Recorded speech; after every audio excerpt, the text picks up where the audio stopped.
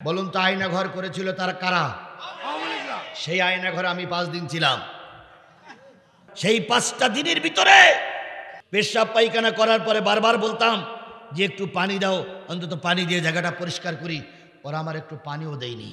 পেশাব পায়খানা করার ওই অবস্থায় কাপড় দিয়ে মুছতে হয়েছে, সেই অবস্থায় নামাজ পড়তে হয়েছে।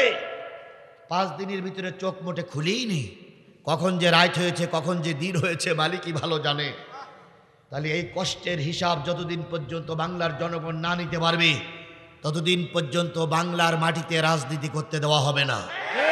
প্রয়োজন যদি আবারও কাপড়ের কাপড় বেঁধে রাস্তায় নামতে হয়, প্রয়োজন যদি আবারও আয়না ঘরে যেতে হয়, প্রয়োজন যদি আবারও মামলা নিয়ে রাস্তায় নামতে হয়, সবকিছু মাথা পেতে নিতে রাজি। তবু আওয়ামী লীগকে রাজপথে দাঁড়াতে দিতে রাজি নয়। কারা কারা রাজি আছেন? 2 হাত উঁচু করে আল্লাহরে দেখান।